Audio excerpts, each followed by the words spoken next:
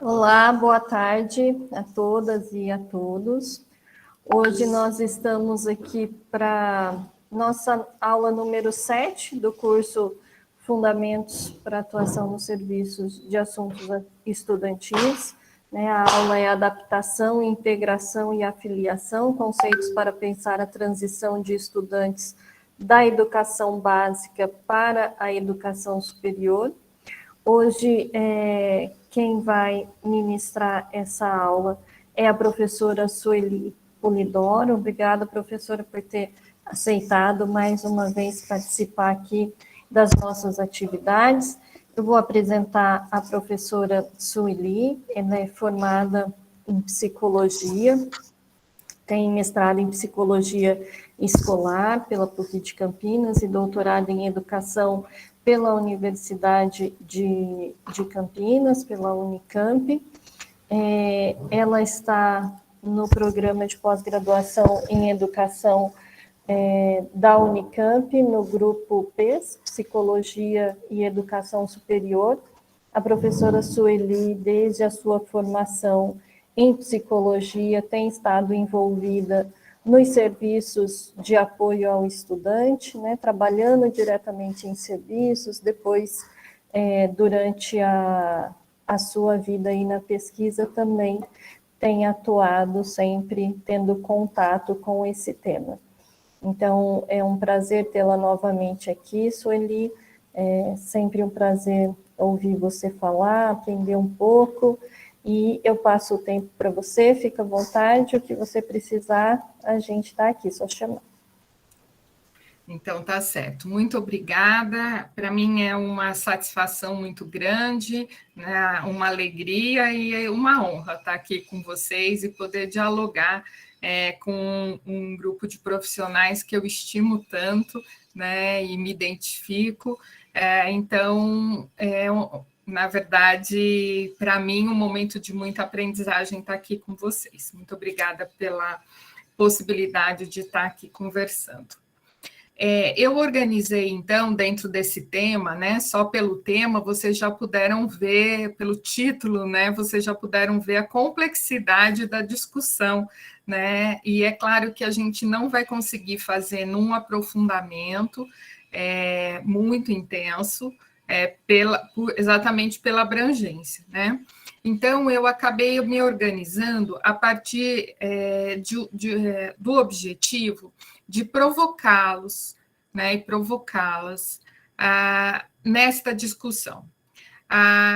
Minha ideia, então, é que vocês percebam a área do estudante como um tema de necessário investimento, de necessário estudo, né? Então, não é uma atividade que acaba aqui, né? Mas é uma atividade que pretende mobilizar cada um num estudo mais aprofundado sobre as questões que nós vamos trazer aqui, tá?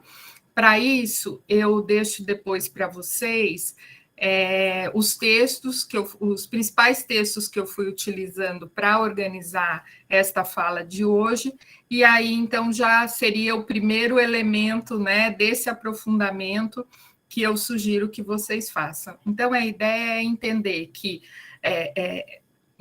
que ao atuar com os estudantes, né, nas diferentes facetas de possibilidades que atuamos no ensino superior, na relação com os estudantes, é importante que a gente tenha um estudo, né, sobre essa área temática, muita pesquisa, muita informação, e a necessidade de muita atualização dessa produção. Então, esse é o meu convite. Tá? Então, fica a fala, apesar de ser um pouco pesada, eu reconheço que ficou um pouco pesado, porque eu quis dar esse panorama bastante amplo, mas ela tem a expectativa de convidá-los para o aprofundamento. Tá? Então, eu vou fazer aqui a apresentação. Enquanto vai abrindo, eu queria cumprimentar todos e todas, né, e dizer para vocês ficarem à vontade para me interromper sempre que preciso, porque aí a gente vai elaborando cada um dos pontos com o ritmo que vocês quiserem imprimir para o nosso encontro, tá bom? Então, esse é o nosso tema, né? O desafio de hoje é discutirmos sobre adaptação, integração e afiliação, conceitos para se pensar a transição de estudantes da educação superior, da educação básica, para a educação superior, né? Então, eu queria, assim, muito rapidamente trazer o contexto do educativo, né, do ensino superior, com muito risco, né, de uma síntese exagerada, mas pensarmos, então, os estudantes, né, na sua heterogeneidade, na mudança de perfil, nas várias características dos estudantes, né, também com dificuldades que podem, além de outras que nós vamos falar, mas sobre o desempenho, motivação, condições de estudo, as atividades concorrentes, né? Agora a gente já no início estávamos falando de outras dificuldades, né, de naturezas diferentes, mas que são muito importantes a se pensar essa relação do estudante com o ensino superior, né?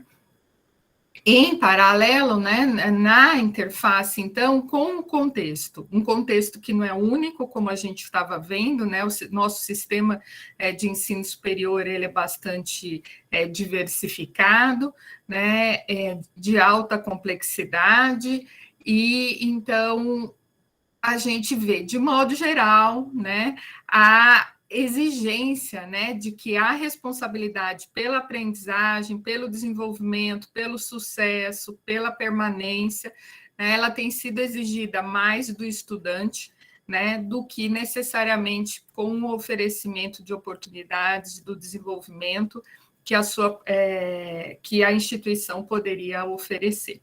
Além dessa simplificada relação, né, deste grupo estudante e contexto, nós temos também eventos externos que interferem aí nesta relação e devem também ser considerados ao pensarmos, né, entendermos um pouco mais como é que se dá a transição do estudante para esse novo contexto.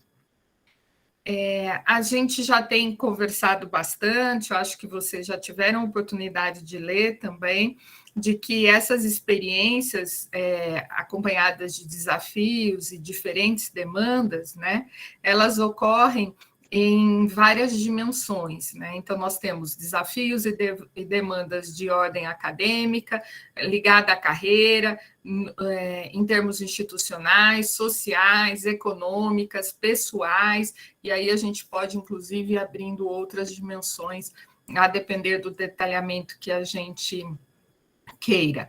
O importante é pensar que essa relação, né, que se dá do estudante com a instituição, ela não é unidimensional, pelo contrário, ela é composta de diferentes facetas e cada uma com uma complexidade bastante grande, e cada aluno vai compor aí o seu conjunto de dimensões em termos de forças e de potencialidades que elas vão imprimir na trajetória e na história do estudante.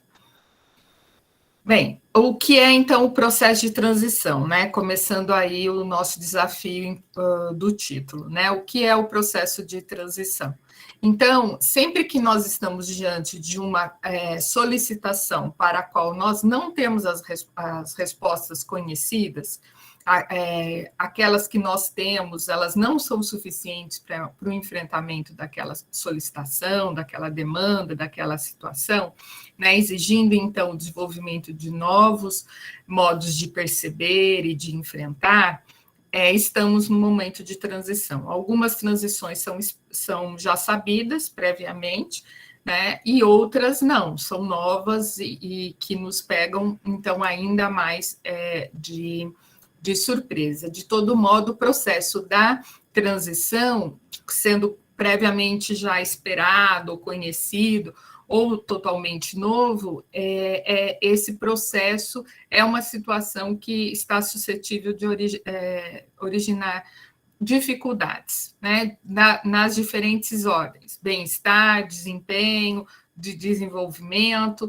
Então, por si só, já é um momento de atenção por parte da instituição, pois sabemos que a saída do ensino médio para o ensino superior é, sim, um momento de transição. Os estudantes, eles são orientados ou são conduzidos, né, ao processo seletivo, mas não à universidade, né? Então, se pensa como passar por esse portal do processo seletivo, mas não como viver nesse novo ambiente, nesse novo contexto, né? E, por outro lado, nós que já estamos nesse contexto, né, que para a gente não é mais novo, né, entendemos que, muitas vezes, que o fato do aluno ter ingressado, ter atravessado esse portal, já foi suficiente para que ele, então, dominasse, né, e tivesse as condições de enfrentamento desse novo ambiente, que conhecesse esse novo ambiente, antes ainda de dominá-lo, né, de compreendê-lo, né, dominar no sentido de compreender e de atuar ativamente nesse novo espaço, né? Bem, nós vamos deixar uma pergunta que ao longo da nossa conversa, que é se na ação dos serviços, né, como conduzimos, né? Se devemos eliminar e suprimir todas essas dificuldades, ou qual apoio podemos oferecer? Oi? Alguém chamou? Oi, Maria. Quer falar alguma coisa? Foi engano, desculpa. Tudo bom. Então tá, mas fiquem à vontade, tá bom? Para chamar qualquer coisa.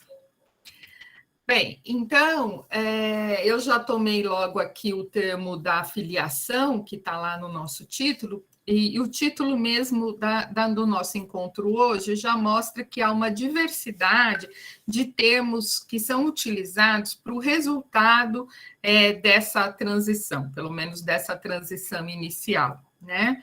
E o Collum vai trazer a ideia de afiliação, né? Então, inicialmente, ele trazia o contexto, né, do ofício de ser estudante, né? Eu ainda gosto muito dessa fala, né, do ofício de ser estudante, para hoje uma ideia de afiliação intelectual.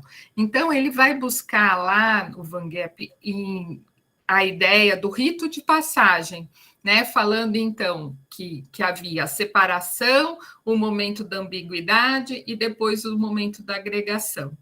Tinto, quando foi estudar a evasão dos cursos no ensino superior, também foi buscar essa ideia do rito de passagem e trouxe também 3 etapas inspiradas no rito de passagem, né? Nessas 3 fases. E ele vai chamar de separação, transição e incorporação, né? Ou integração, que é o outro termo do nosso título, né? Então, aqui é importante a gente pensar que esses 3 autores, desde do rito de passagem da vida do adolescente para a vida adulta, depois pensando o processo de decisão de permanência ou de evasão no curso, e aqui, né, o Collum trazendo a ideia da transição inicial, dos primeiros meses, né, de estada na universidade, nós temos aí uma diversidade, características diferentes ao longo desse tempo, né? Então, inicialmente, uma estranheza, eu não sou daqui, a gente estava falando agora há pouco, né, da estranheza com o tempo, né, com a temperatura, e vejam, quanto que isso pode nos representar das diferentes estranhezas, né, dos estranhamentos dos estudantes em relação a esse novo ambiente, né? Depois, um tempo de aprendizagem que também é um tempo de muita aflição, porque é o tempo de que eu não estou nem lá nem aqui, eu não estou na prática, no dia a dia do ensino médio, mas também eu não sei o que é estar no ensino superior.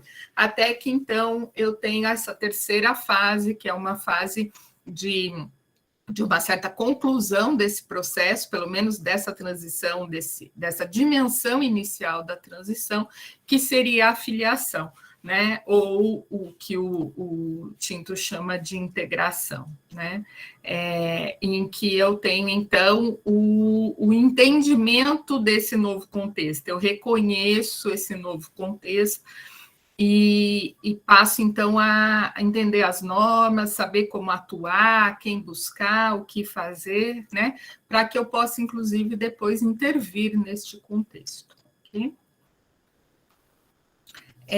As dificuldades, então, vivenciadas pelos ingressantes são várias. O Collum trouxe ali para a gente algumas mais de natureza acadêmica, né? Mas a gente também tem as dificuldades que são na dimensão social, de estudo e aprendizagem, saúde e bem-estar, de carreira e institucional, né? Então, vamos ver um pouquinho cada uma delas, a partir de estudos que buscaram entender como é que se dá o processo de decisão de permanência dos estudantes no ensino superior, né? Então, institucional, essas pesquisas relatam a pouca disponibilidade dos professores em comparação à vivência do ensino médio, método de ensinos tradicionais, ausência de feedback, né, e ainda pensando que quando a gente estuda o poder do feedback, as características do feedback, o feedback não é só dizer alguma coisa sobre algo, mas também provocar, né, o diálogo, a autorreflexão, a autorreação a partir desse feedback. Então, não é qualquer feedback, é um feedback que seja, que tenha essa natureza, né, dialógica e provocativa. Falta de serviços de apoio, encargos financeiros e aspectos da cultura institucional. Eu imagino que aqui, se vocês quiserem trazer, enquanto eu estou falando, vocês devem estar pensando na situação que vocês vivenciam, né? Lembrando de situações, e aí eu queria mesmo deixar à vontade, se alguém quiser ilustrar ou quiser referir alguma coisa sobre esse tema, né, dentro da realidade que vocês vivenciem, fiquem à vontade, tá? No estudo e aprendizagem... Oi. A Cristina pediu para falar. Pois não, Cristina.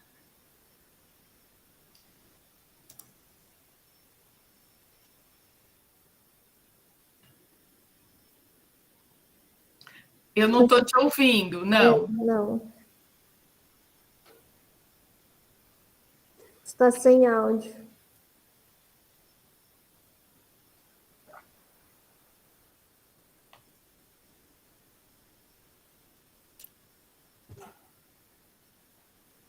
Se quiser, pode colocar a pergunta no chat, Cristina. Cristina, às vezes é isso, só saindo e voltando que o microfone volta. Então tá, Cristina, guarda aí a questão e voltando a gente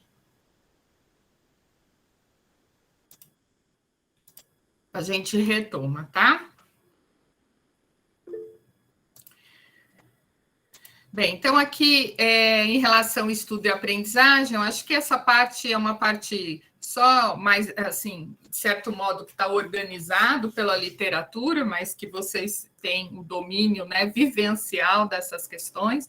Então, dificuldades na área de estudo, ausência de background, dificuldades na gestão do tempo, e de realização das tarefas, na realização dos trabalhos em grupos, né, em algumas atividades que envolvem apresentações e as novas exigências acadêmicas. De natureza social e interpessoal, então, novos padrões de relacionamento com professores e colegas, né? O relacionamento é diferente do que eles vinham tendo, a diversidade social e cultural dos colegas, né? A diversidade, ela está chegando à instituição, ao ensino superior, ela é muito importante, é muito favorável ao desenvolvimento, mas ainda ela tem pouco impregnado, né, nas ações e nas atividades, né, então é importante esse trabalho, né, do reconhecimento e da aprendizagem nesse coletivo. novas redes de suporte social, né? Os colegas, os professores, os amigos, né? Muitas vezes o distanciamento da família e a adoção do comportamento de risco. Oi. A Débora pediu para falar também. Então, tá bom. Então, vamos lá, Débora. Boa tarde. Eu queria compartilhar uma experiência que eu tive esse semestre, que foi o contato com a mãe de uma estudante. Assim, o mundo é muito pequeno, né? E eu a conheci por intermédio da minha cunhada, que conheceu a filha dessa mãe em outro curso, numa outra universidade, em Montes Claros. E quando ela soube que a filha tinha sido aprovada em chamadas mais avançadas, né, para a cidade de Uberaba, ela ficou desesperada porque não conhecia, uma filha em Montes Claros, outra em Uberaba, então ela ficou desesperada. E, coincidentemente, minha cunhada comentou, né, que eu trabalhava nessa universidade e que iria passar meu contato para que ela pudesse receber, assim, as noções básicas, né? E, assim, o desespero realmente de uma mãe que vai ter uma filha que sai de casa pela primeira vez. E quando eu entrei em contato, assim, pelo WhatsApp, o tanto que ela ficou agradecida com todas as informações, assim, iniciais mesmo que eu pude passar, até para tranquilizá-la, ela ficou muito agradecida. E, assim, eu me coloquei no lugar dela, porque também tem 2 filhas, né? E, assim, como é importante esse acolhimento, como você disse, apesar de serem estudantes que às vezes já estão até com mais de 18 anos, mas no mundo acadêmico é a primeira vez, né? A maioria. Então, assim, faz muita diferença quando tem esse suporte.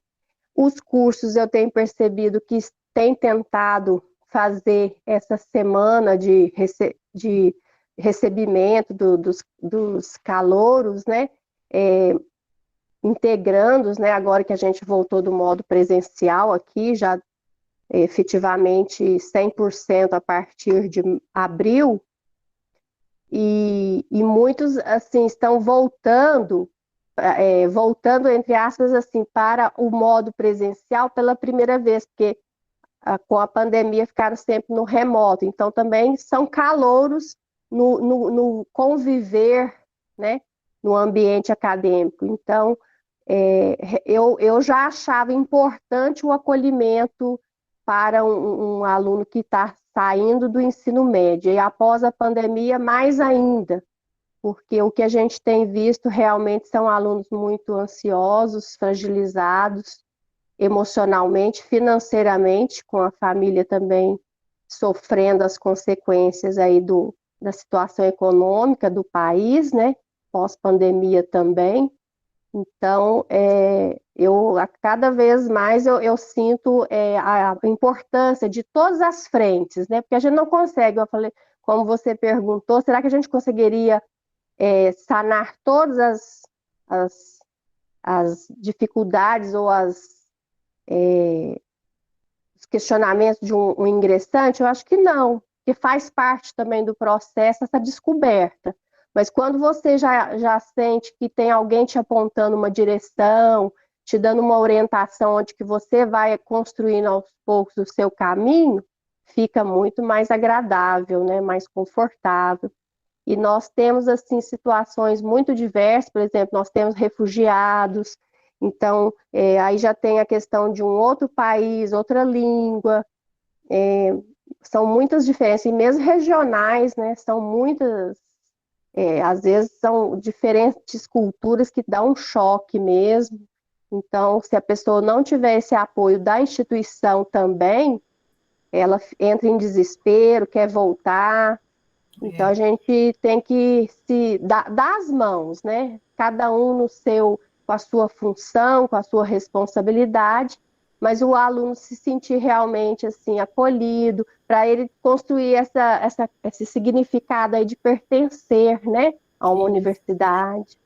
Débora, você está trazendo alguns pontos que a gente vai falar a seguir, mas eu acho que uma questão assim, algumas questões agora são bastante importantes para a gente colocar, né? Primeiro, a transição nem sempre é só do estudante, né? A transição às vezes é da família, né? Ou porque o estudante não saiu, ou porque às vezes o estudante é o pilar daquela família, né? E ele saindo deixa ali uma lacuna importante na família. Então, essa transição ela tem se estendido mais para além, né, da vida pessoal do estudante, mas interfere, então, ou modifica, né, cria novas situações, muitas vezes na família toda, seja ele um aluno recém-saído do ensino médio, ou então um aluno que já está mais velho, né, e que aí tem outras responsabilidades, outros eventos, né, de conciliar família, escola, trabalho, e vai impactando, então, essa transição para o ingresso no ensino superior, às vezes também tem que ser um projeto da família, né, ou tem um impacto da família. E a família, muitas vezes, busca mesmo esse recurso do serviço, né, para ajudar até a entender e acolher também o próprio filho que estará nessa situação. Num dos grandes trabalhos de revisão da literatura, há um dado bastante interessante nessa relação que mostra que os alunos, e é bem o que o Collum fala esse momento de intermediário, que ele não consegue, o aluno não consegue conversar mais com a família depois de estar na universidade, porque ficou muito diferente, né? Os valores são outros, houve uma mudança tão grande que há um estranhamento na família. Então, todo um outro processo de entender, de olhar aquela convivência com a mudança que acabou acontecendo durante o ensino superior, né?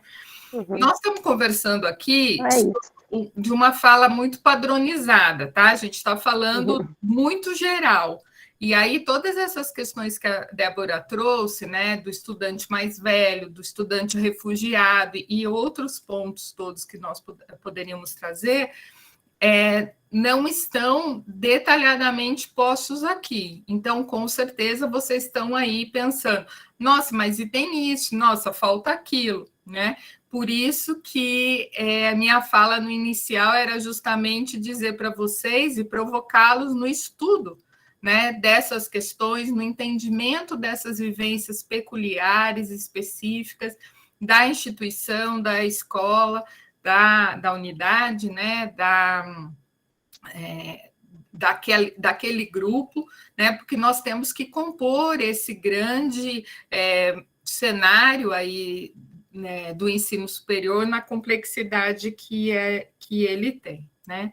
Aí, um outro elemento que eu vou puxar da fala da Débora é que, assim, normalmente a gente tem um esforço muito grande para uma semana de acolhimento, né? Então, já deixo aqui para vocês uma pergunta: será que esse processo todo que nós estamos conversando, com a diversidade de cada aluno, de cada instituição, de cada escola, o tempo de uma semana é um tempo suficiente?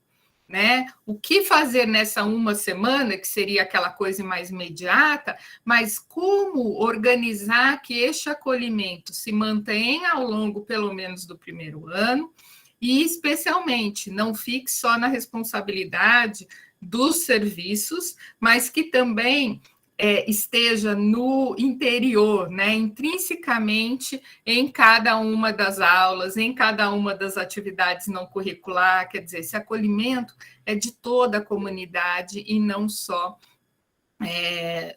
responsabilidade de toda a comunidade, não só de um grupo dentro desta comunidade, né?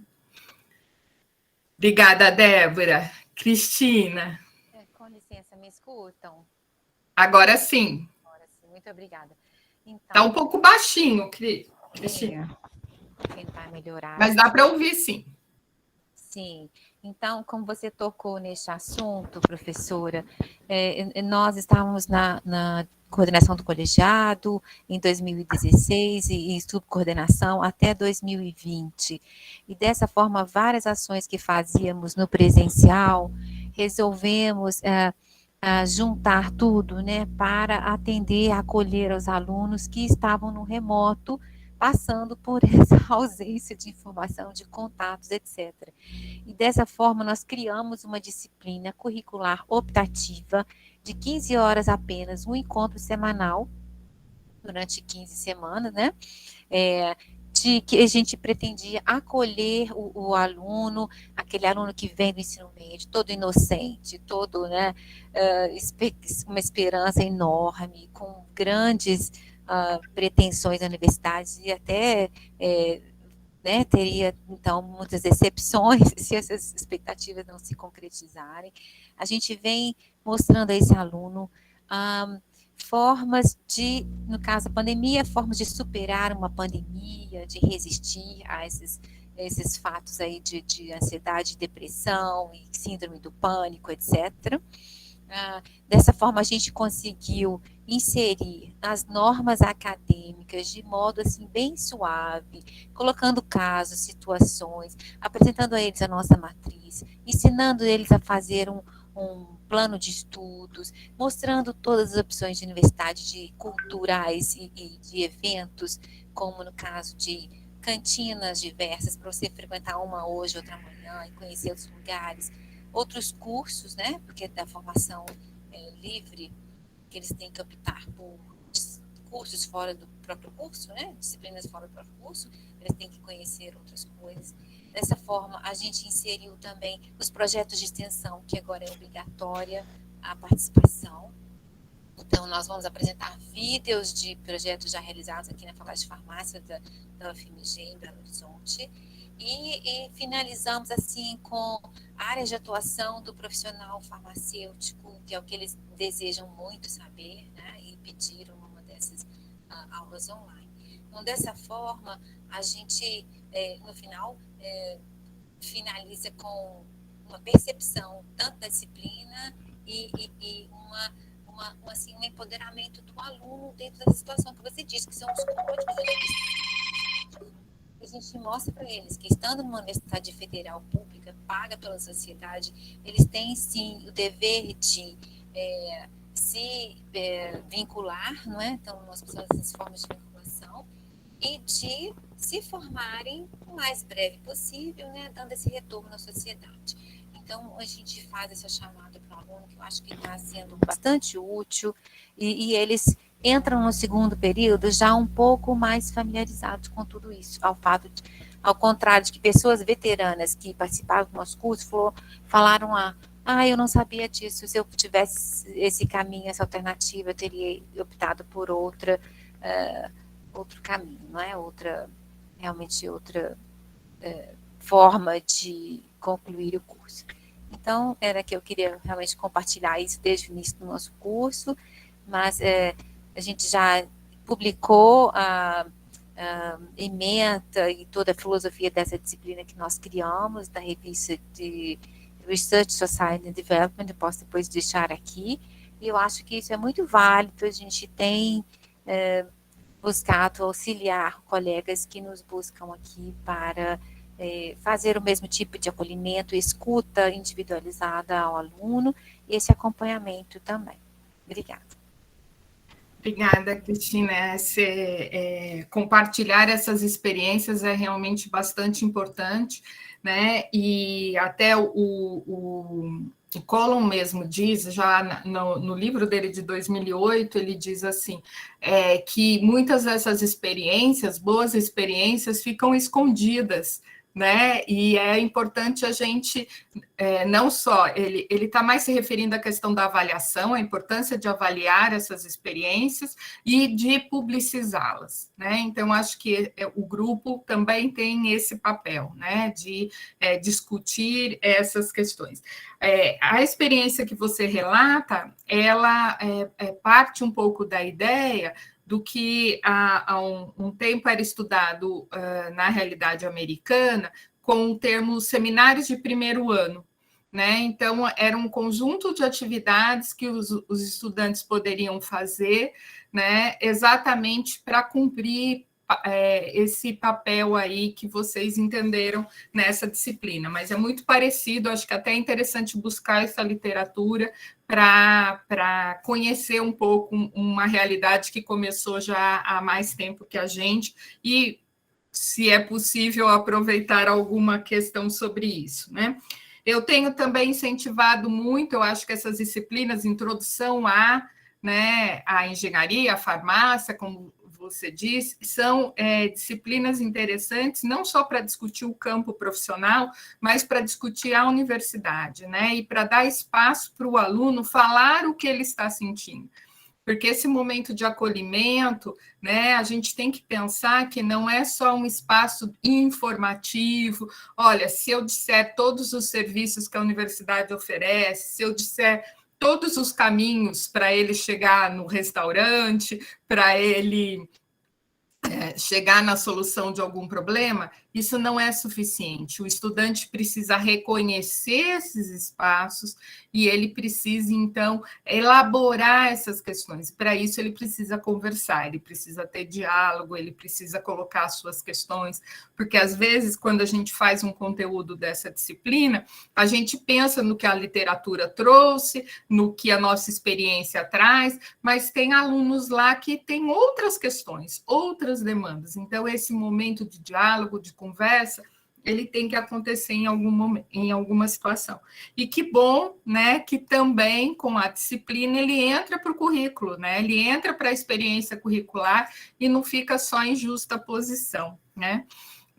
Eu sempre me preocupo nessas situações que o curso não reconheça só aquele professor dessa disciplina como um elemento que vai fazer o acolhimento, né? Então, é importante que a gente tenha esses espaços, mas que, de alguma forma, as outras disciplinas sejam permeáveis a esta preocupação, mesmo que haja uma disciplina que há o grande foco está nessa disciplina, as outras e os outros professores e toda a comunidade precisa ser permeável a essas questões, tá bem?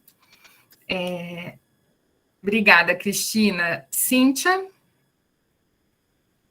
Olá, eu queria responder a sua questão, né, sobre como se faz para produzir, né, para manter essa acolhida e para a gente sentir que essa acolhida não acontece só na primeira semana, né? Então, na nossa universidade, na FURG, a gente estabeleceu uma estratégia de um convite para uma conversa, né, na primeira semana de aula, que vai sobre os desafios, né, do ensino superior. Então, onde a gente escuta, assim, por que ele veio para a universidade, né, por que ele escolheu esse curso, quais são as dificuldades que ele acha que vai ter no início. E, nesse momento, a gente explica também, né, como funciona o nosso serviço, que ele pode procurar, que às vezes são coisas super simples que eles acham que vai ser muito difícil, né, que não vão conseguir superar e que eles precisam de ajuda, que é um momento de adaptação. E a gente percebeu que, a partir do momento que a gente começou a fazer isso, aquela procura que a gente tinha lá no final do semestre, quando eles já estavam desesperados, quando eles já estavam quase reprovando, né, elas passaram a ser no início, né? E para consolidar isso, a gente sempre pega assim, bom, a gente percebeu que muitos atendimentos individuais versam sobre essa situação, então já não é mais um atendimento individual que a gente precisa, é de alguma coisa coletiva. Então, uma das questões que até trouxe agora, me chamou a atenção, foi da questão da gestão de tempo de aprendizagem. Então, a gente chamou os coordenadores, né, e começou na segunda semana de aula, para dar até um tempo deles verem os horários, como é que eles estão funcionando, a gente começou a colocar essa oficina de gestão de tempo para todas as primeiras turmas de todos os cursos. Então, a gente vai, a gente explica, eles fazem um horário, é uma oficina mesmo. E depois, eu, né, sou psicóloga, e a pedagoga, em seguida, na semana seguinte, faz de estratégias de técnicas de estudo. E no final a gente oferece para eles o atendimento individualizado de quem está com problema para se organizar. E a gente percebeu que essas estratégias ajudaram muito, né? E que uma outra coisa, né, que a gente acha muito importante é de não ser profissional de gabinete, né? Principalmente num campus novo, como é o meu caso, né? E onde na psicologia a gente enfrenta o preconceito assim de que só vão quando estão com problema, né? A gente tem que se misturar. Então, vamos. Tem atividade na universidade, a gente está lá. É uma palestra, é um encontro, é uma semana acadêmica, não importa. A gente sempre está marcando presença. Toda a equipe da PRAE está lá junto. É intervalo, a gente está lá conversando com os estudantes, né? Então, assim, participar da vida deles. Claro que eu estou falando de um campus pequeno, né? Que a gente tem atualmente mais ou menos 500 alunos, é bem mais fácil. Mas eu vim de um campus muito grande, que tinha 9.000 alunos, e que eu fazia isso também. Na hora do intervalo, eu saía e conversava com as pessoas que estavam ali. Eles já sabiam que eu estava por ali, então isso eu acho que aproxima muito, né? E que faz com que tu crie esse laço, que a pessoa sinta confiança de vir te procurar no momento que ela precisa, né? E é esse o caminho que eu penso, né? E que tem dado certo na nossa universidade, dessa acolhida, assim, eles se sentirem que eles têm um espaço que eles podem procurar e que independe do problema, pode ser bem pequenininho ou pode ser enorme. Era isso, queria dar só esse depoimento. Assim. Obrigada, Cíntia. Acho que essa proximidade, né, tornar o serviço parte, né, da realidade do estudante, ele é fundamental, né, para que ele se sinta à vontade de buscar. Estou vendo que aqui a gente está trazendo, o grupo está trazendo outras questões, acho bem interessante esse espaço de partilhamento, continuem colocando aí as experiências no chat, eu vou voltar um pouquinho, porque eu queria amarrar algumas coisas teóricas com vocês, e até para ajudar a vocês a pensarem novas possibilidades, novas condições a partir do que vocês já estão vivendo, tá bom? Então, vou avançar mais um pouquinho e depois a gente vai parando à medida que mais alguém quiser conversar. Como vocês já colocaram, né, e acho que tanto a Débora, a Cristina trouxe muito a questão do ensino remoto e agora o retorno presencial, esse é um ponto que acho que antes a gente não teve, por mais que tínhamos uma grande sensibilidade e busca, né, por essa dimensão, agora ela com certeza teve um aumento, a psiquiatra que cuida do serviço de apoio psicológico e psiquiátrico se refere ao fenômeno como uma explosão, né?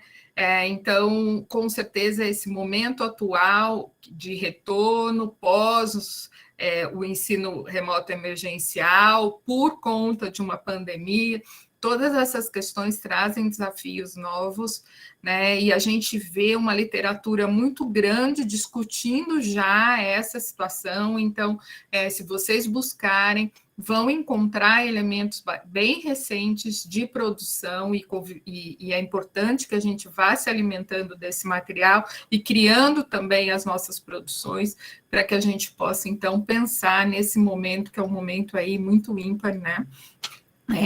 No desenvolvimento dos nossos alunos e de toda a comunidade, porque aqui não é o foco, mas eu fico pensando também muito na própria composição do serviço, nas pessoas que compõem o serviço, né, que precisam também e são exigidas mais da conta e nesse momento mais ainda do que sempre foram, né, se lá no ensino remoto emergencial a gente já foi muito exigido, agora de novo, né? E não tivemos um tempo de fôlego, de respirar, né? Então, também me preocupo aí nessa dimensão com a própria equipe, né? A questão da carreira, né? A gente às vezes não olha muito para a carreira, porque parece que ela está muito resolvida no primeiro ano, mas para além de de estar num curso que não é a primeira opção, os alunos normalmente chegam com um desconhecimento sobre a carreira ou um conhecimento muito enviesado da carreira, né?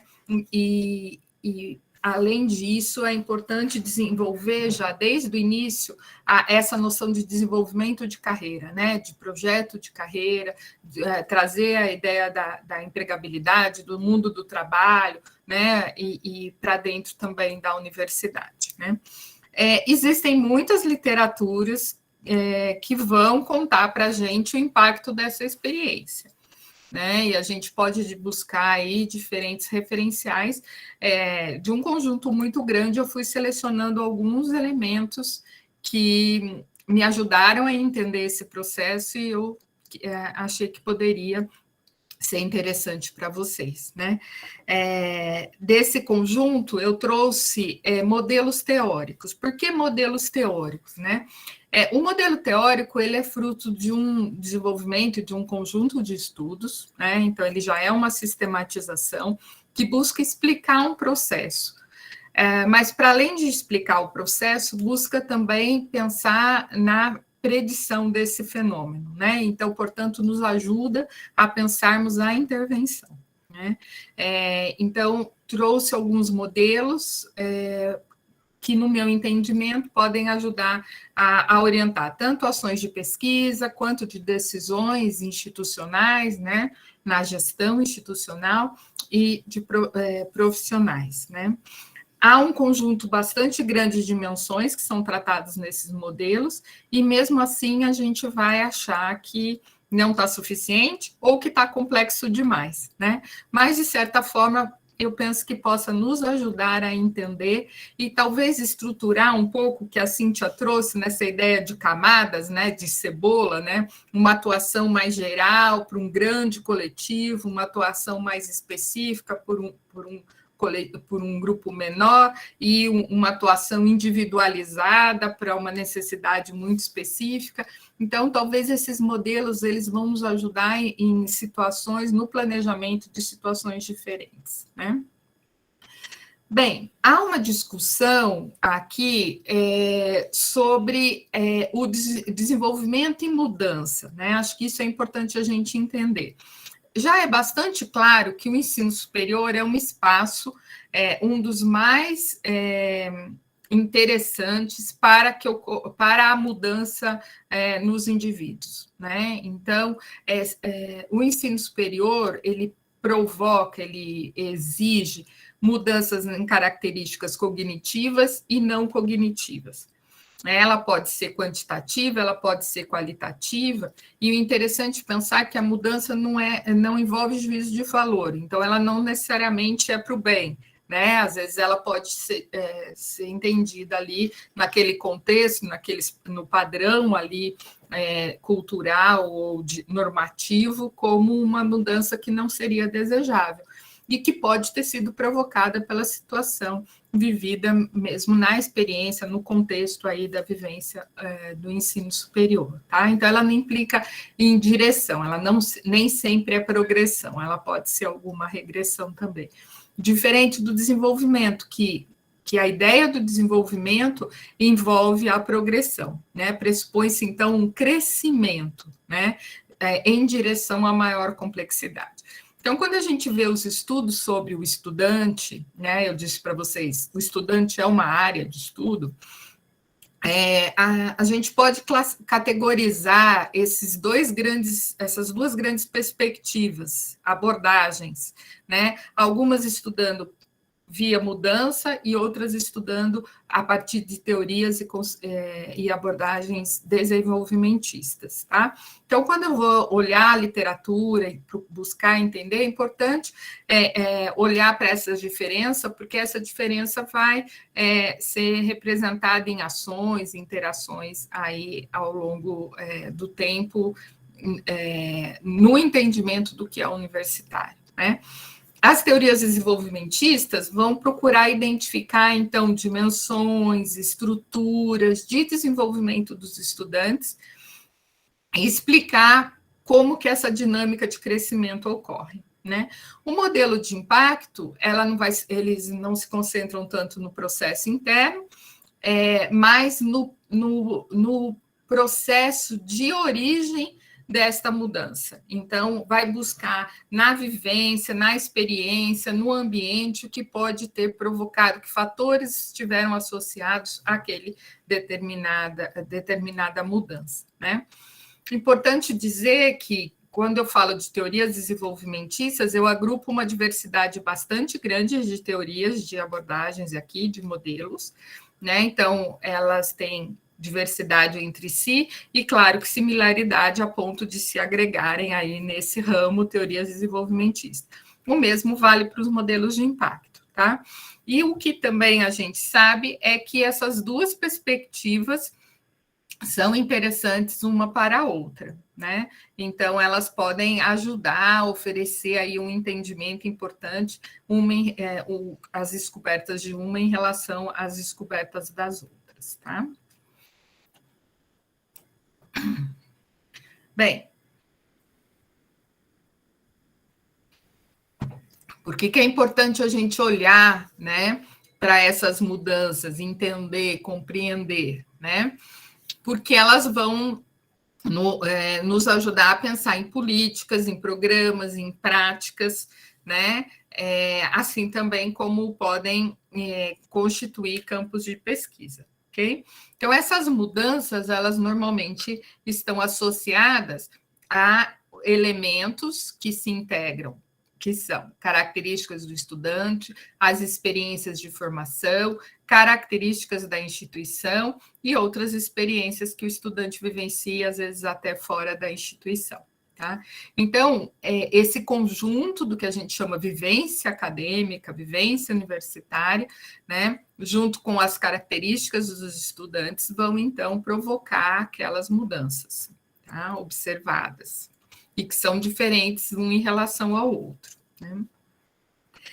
Aí, eu trago aqui um texto para vocês, que depois eu vou encaminhar, né? Esse é um que já está separado para enviar para vocês, que ele vai justamente discutir esse conjunto de termos que a gente encontra na literatura, a hora que você vai entender, puxa, tem a transição, o que eu estou buscando com essa intervenção na transição, o que eu espero que esse processo desencadeie. Envolvimento, engajamento, integração, afiliação, né? E esse artigo, ele vai, então, relatar o estudo sobre esses 3 termos aqui, envolvimento, engajamento e integração. E eu acho um estudo muito peculiar, porque além de analisar a literatura, eles fizeram entrevistas, né, com pessoas que foram os propositores desses modelos, né, pesquisadores que propuseram alguns desses termos, desses estudos, e depois um conjunto também de experts que utilizaram esse conhecimento nos seus estudos, nas suas ações. Então, é um grupo de entrevistados assim bastante seleto. Tá? E aí, o que eu quero inicialmente chamar a atenção de vocês? A construção da teoria é uma conversa contínua. Por isso, aqui é uma fala provocativa para que vocês se envolvam no estudo e se envolvam na produção desse conhecimento, né? Porque uma das conclusões que eles vão colocar aqui, ou pontos que eles vão trazer nesse artigo, é que esses termos eles foram chegando a um determinado momento histórico, em função do que se tinha estudado, em função do que se entendia, outros foram chegando depois e foram modificando o sentido desses termos, né? Então, é interessante a gente pensar que é vivo esse processo, né? Que é vivo, então a gente tem que se manter no estudo e na produção ao longo do tempo. Bem, qual a conclusão que eles chegam nessa diferenciação? E eu acho bastante interessante a gente pensar sobre isso, né? Quando se fala sobre envolvimento aí na literatura, ela traz o foco para o aluno, né? Então, a responsabilidade do aluno em envolver-se, né? A ação é do aluno. As pesquisas estudam o aluno, né? A sua energia psicológica e física no investimento daquele processo, tá? Claro que o ambiente não é descartado, tá? Mas o foco do entendimento não está no impacto do ambiente, mas sim no resultado, né? Que se dá ali do envolver-se ou não envolver-se pelo aluno, tá? A integração, e atualmente esse termo que é trazido bastante pelo Tinto, a gente vai falar sobre ele daqui a pouquinho, ele já envolve uma relação recíproca entre o estudante e o ambiente, né? Para se integrar, né, para que ele se sinta pertencente àquele ambiente, àquela instituição, né, ele deve aprender a adotar as normas da cultura, um pouco na linha da afiliação que a gente já conversou, mas também esse próprio entendimento do estudante, ao entender as normas, ao estar dentro, pertencente, ele também transforma a própria instituição. Né? Então, essa reciprocidade aí entre os dois aspectos. E depois o termo engajamento, a unidade de análise seria a instituição. O foco aqui dos experts, quando dizem utilizar o termo engajamento, seria na ideia do papel da instituição na criação de ambientes favoráveis ao envolvimento do estudante, que é um pouco o que a gente estava conversando. O que é possível fazer para que a gente provoque, né, a integração, o envolvimento, né, o engajamento do estudante? Então, a unidade de análise aqui seria a instituição. Por mais que a coleta, né, dessas pesquisas, né, ela ocorre nos estudantes, então, sobre o envolvimento dos estudantes, mas a análise é uma análise desses dados agregados, pensando, então, como atuar na prática institucional, na avaliação da instituição. Tá? Então, esse artigo, lá em 2009, chega nesse entendimento, né? Eu acho o entendimento bastante interessante, mas que a gente também não pode considerar como pronto e acabado. Né? Esses conceitos continuam sendo estudados e ainda são dinâmicos, tá bem? Mas, de qualquer forma, nos ajuda a entender a diversidade. Quando eu falo sobre esse fenômeno, a diversidade que eu tenho e a importância de estudar e entender bem cada um dos elementos, né? O que... acabei de ver que tem um erro ali.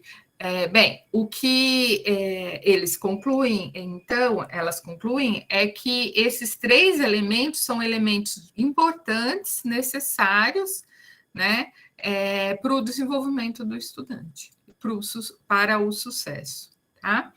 E cada um vai chamar a atenção de um aspecto, e todos são importantes e necessários para que aconteça, né, esse processo de transição, né? Ele conclua, ok?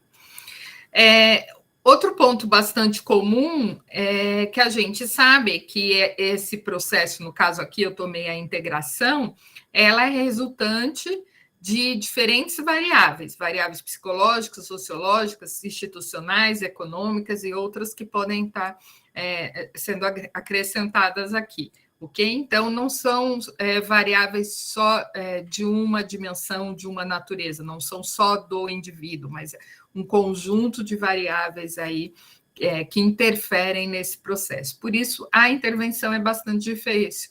Às vezes, a gente elege uma intervenção mais de natureza, entre as variáveis psicológicas. Outro momento, a gente faz intervenção nas variáveis institucionais. É preciso que no todo do serviço e do programa a gente atinja conjunto de variáveis, mas dificilmente em cada ação a gente vai agregar todas ao mesmo tempo, né? Então, é esse conjunto de ações do serviço que vai buscar compor aqui esse conjunto de...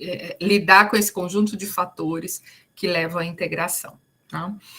Trago um modelo para exemplificar, então, um pouco como é que se dava essa integração. Esse modelo foi criado por Vicentinto, ele estudava, ele foi a grande referência no estudo da evasão, tá?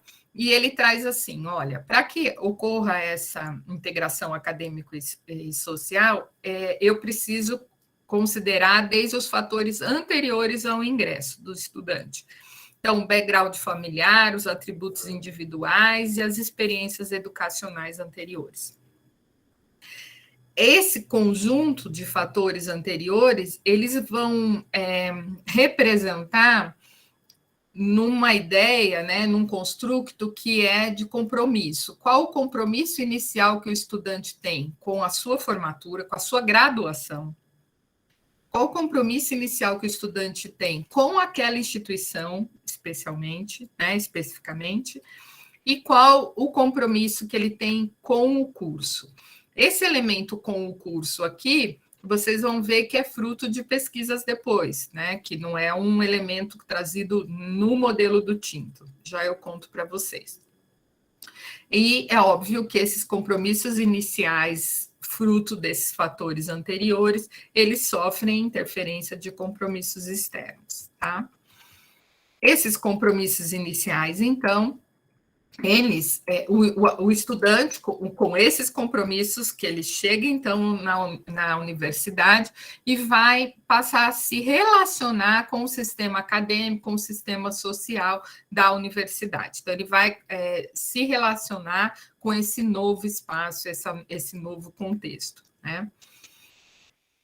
Aqui vem a ideia de esforço e envolvimento, né, trazendo aí elementos que a gente viu relacionados ao aluno, né, de que é necessário que o aluno tenha uma ação ativa dentro desse espaço, ao se relacionar com esse espaço, né, e nessa relação, então, ele atinge um nível de integração acadêmica e de integração social, e ambas, então, estão relacionadas à aprendizagem. E, então, ele passa a ter um novo compromisso. À medida que ele se relacionou com o ambiente, aquele compromisso inicial, ele é atualizado. E ele pode ser atualizado favoravelmente, fortalecendo o compromisso, ou ele pode ser atualizado enfraquecendo o compromisso, né? Tendo também os compromissos externos, e aí essa questão leva à decisão do estudante de permanência ou de evasão, tá?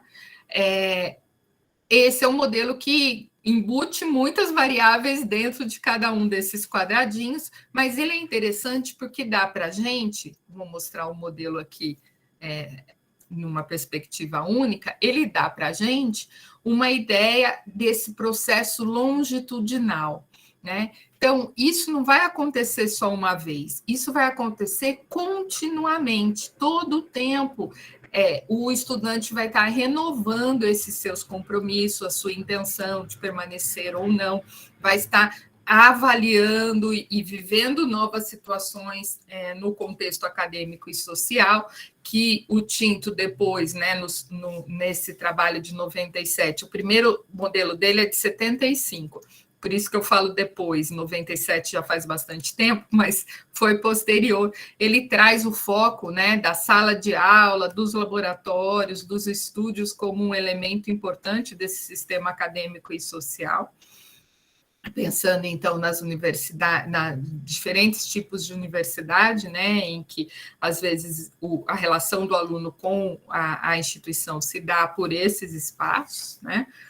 E, então, essa ideia longitudinal de que esse processo tem que ser cuidado todo o tempo, né? Então, ao longo da presença do aluno na instituição, ele vai vivendo e vai construindo essa relação, né? E esse compromisso, essa decisão. Tudo bem? Se vocês tiverem alguma dúvida, por favor. Quando nós pegamos... E digam, tá bom? Quando nós pegamos esse modelo, a partir desse modelo, e fomos olhar que é o modelo americano, e fomos olhar para a experiência nacional, a gente percebeu que aqui tinha um elemento muito importante que o modelo não trazia, que é o compromisso com o curso, né? Porque o nosso ingresso é já num curso específico. E isso traz um elemento bastante importante, né? Então, esse foi um produto nacional, né, de pesquisa nacional, entendendo que, para além dos outros 2 compromissos, tinha um que ainda tem um impacto talvez maior, que é o compromisso com o curso. E esse compromisso com o curso tinha 2 aspectos: segurança quanto à escolha do curso e segurança profissional propiciada pelo curso. Tá? Então, eu quis trazer esse exemplo para que vocês percebessem que quando a gente busca um modelo, uma literatura que foi produzida em outra realidade, é importante a gente entender como que ela se sustenta na nossa realidade e, eventualmente, construindo, então, avaliando se ela responde, se precisa ser validada, né, com algum elemento novo, ou então ela é descartada e a gente busca construir, né, o próprio modelo aqui, ok? Se alguém quiser comentar ou achar que eu estou correndo, vão me dizendo aí, que agora eu bati o olho no relógio aqui e vi que o nosso tempo está acabando. Mas podem ir me falando. E aí, como a própria evolução da teoria, que acho que esse é o grande mote que eu queria trazer para vocês, o próprio Tinto, né, ele vai estudar, continua estudando a vivência dos alunos, né, e esse processo e tudo, ele anda por algumas outras variáveis, que acho que não vem o caso dizer aqui, mas olha que interessante. Ele, então, diz assim, olha, essa literatura sobre o estudante tem sido muito colocada a partir da visão da instituição. Então, esses modelos, essa discussão sobre a evasão, por exemplo, né, ela vem a partir da ideia da instituição, que está muito preocupada com a retenção do estudante, não no sentido da reprovação, né, de que ele continue no curso, né? Mas o estudante, na verdade, ele está preocupado com a sua permanência no curso, que são elementos diferentes. E aí, esse estudo ele vai trazer o olhar dos estudantes, então, né? Pensar os fenômenos a partir do olhar dos estudantes. E aqui eu trago uma outra pesquisa, como um parêntese, só para mostrar para vocês. Essa pesquisa foi a investigar com os alunos o que eles tinham de concepção do que era sucesso para eles, né? Porque quando a gente está falando de transição, a gente vai chegar aonde, né? Qual é a transição? É um processo, né? A gente viu que ela é uma fase, ela busca novas respostas. Aonde a gente pretende chegar? Eu estou trazendo aqui várias possibilidades dessa linha de chegada. Uma delas é o sucesso. Né? Já falei da permanência, da integração, aqui do sucesso. E aí eles perguntaram para professores e para alunos o que seria um sucesso. Tá? E aí foram estabelecidas 9 categorias: pertencer, oportunidade, né? Ter oportunidade, desenvolver a identidade, conexões acadêmicas e profissionais, descobertas, né, desempenho, então aprendizagem, desempenho, a conclusão, que seria ser aprovado na disciplina ou concluir a própria graduação, flexibilidade no seu processo, né, de formação, e personalização, né, então, que pudesse ter a personalização a partir de interesses, de opções, de escolhas, né? E aí a gente está falando da visão do aluno e da visão da instituição, né? Olhem aqui, a posição desses indicadores na avaliação do professor, o primeiro indicador foi conexões, o segundo, oportunidade, seria um elemento mais importante para o sucesso, né? E os alunos? A conexão é o 8º elemento, oportunidade é o 5º elemento. Né? O primeiro para aluno era a conclusão. E o segundo, empatado, era desempenho, pertencimento e personalização. que para os professores aqui, no caso dessa entrevista, era 6º, 7º e 7º lugar, tá? Essa pesquisa foi feita com uma amostra pequena, tanto de professores quanto de estudantes, mas elas mostram para a gente que a realidade é complexa e a percepção sobre essa realidade torna ainda mais complexa, né? Então, eu preciso conhecer essas várias percepções, essas várias concepções para poder atuar, né? Se no meu entendimento eu penso, olha, o mais importante é fazer conexão, e eu faço todo o investimento de programa, né, para a conexão, mas para os alunos o mais importante era outra dimensão, né? Então, só para trazer um pouco como atuar nesse processo de transição, né? Eu tenho a visão institucional, tenho a visão da experiência, mas eu tenho a visão real dos alunos que estão vivenciando esse processo, tá? E aí o Tinto, então, quando traz esse olhar dos estudantes sobre esse fenômeno, ele vai identificar que a motivação para eles, né, que é um elemento fundamental para a persistência, então o modelo dele passa a ser muito mais clean, né? Os objetivos que eu tenho, a motivação em relação a esses objetivos e a persistência. Quais elementos constroem essa motivação? Autoeficácia, senso de pertencimento e percepção de valor do currículo, tá?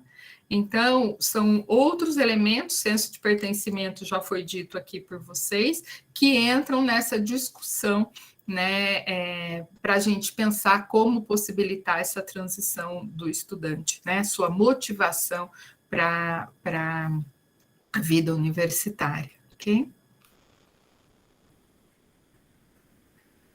Querem fazer algum comentário? Posso seguir?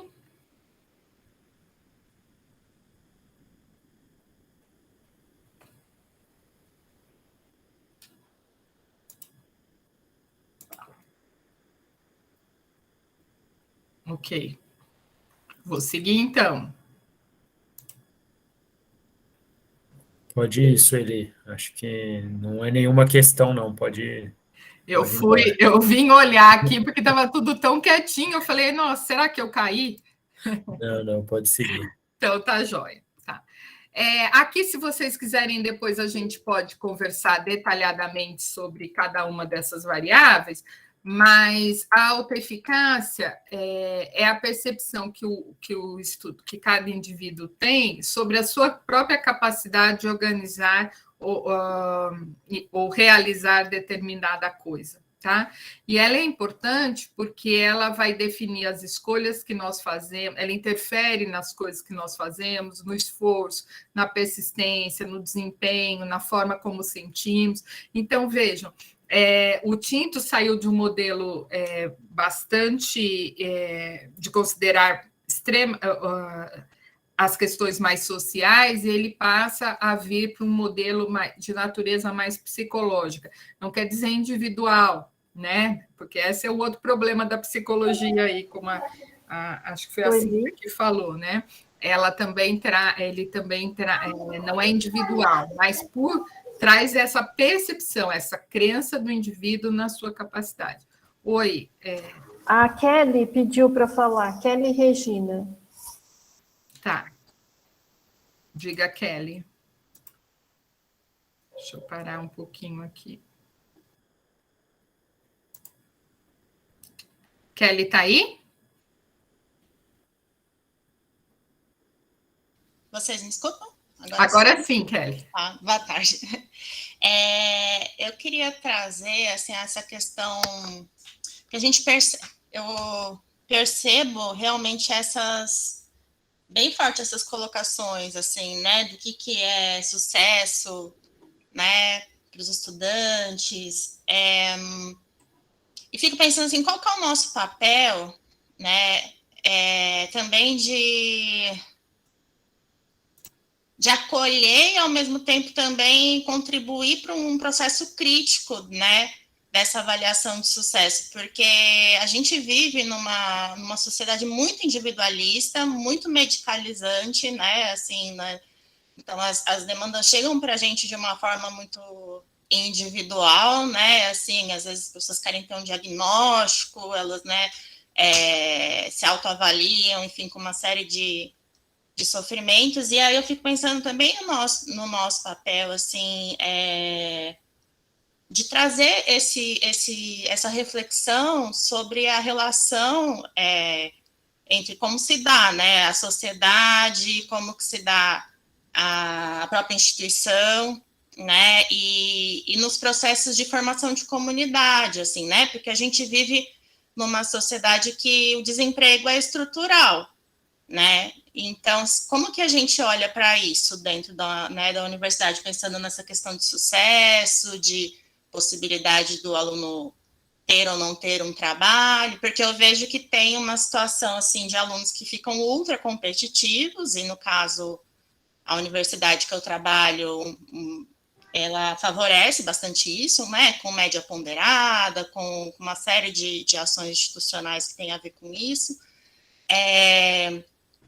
E, de outro lado, se não tem um questionamento da realidade atual, não tem espaço para todo mundo mesmo, né, assim, no mercado de trabalho. Então, como é que a gente também contribui para trazer outras possibilidades existenciais mesmo, né, dentro da universidade, pensando outras maneiras de pensar o currículo, né, talvez com foco na transformação social, né, não sei, mas assim, outros designs institucionais, e não só métodos de disciplina, sabe, mas pensar outro design institucional mesmo, já que você fala assim da gente pensar em que a teoria é sempre viva, eu fico, né, trazendo essas coisas assim, e também com relação a uma forma mais coletiva de vivenciar o sucesso e a possibilidade de segurança, a possibilidade de contribuição através, né, dos cursos.